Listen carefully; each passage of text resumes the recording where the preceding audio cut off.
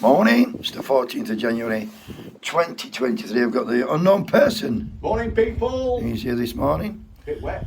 It's a little bit wet, but it is raining, so you would be an unknown person. Today we're going to talk about Bridgen, who was suspended for quoting a cardiologist that said about the COVID vaccine and on the 11th at first. So that's 3 days ago, is it? Yep. He said, he tweeted, as one cardiologist said to me, this is the biggest crime against humanity since the Holocaust. Said he was suspended for being anti-Semitic and for spreading misinformation.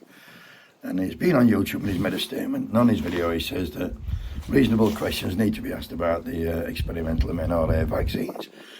And why are we getting up to kids 6 months and older?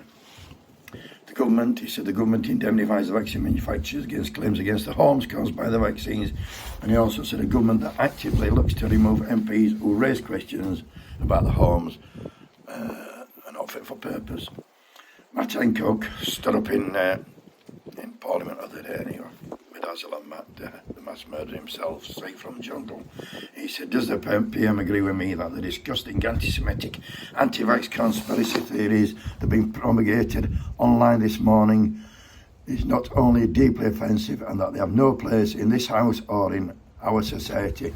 Sunak condemned these comments, and everybody cheered and agreed.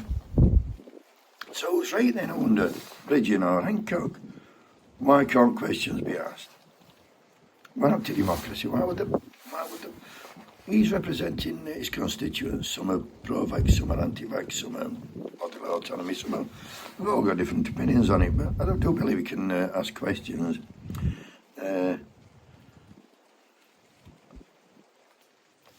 On a different note, Bridgen did support efforts to have previous MPs removed, Cameron, May, Johnson and Suss, so he can't be that fucking bad.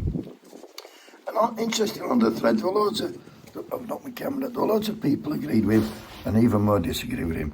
But this was an interesting quote, and he said, this bloke said, as a funeral director, I can tell you Anzo Bridgen is 100% right when you factor in all the old, unfit MOPs and fucking lords remain healthy despite being allegedly jabbed, whilst young super-fit athletes and footballers keel over and die in record numbers.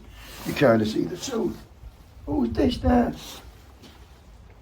Look, it's another unknown person. Everybody's down here. Anyway, I'm not pro-vax or anti-vax, I'm not even bothered. I am pro-body autonomy. If you want a tattoo, have a tattoo. If you want a piercing, have a piercing. If you want a jab, have a jab. I'm not bothered. Do what you want. But what I am going to say is, you should at least have a fucking choice. Wakey, wakey.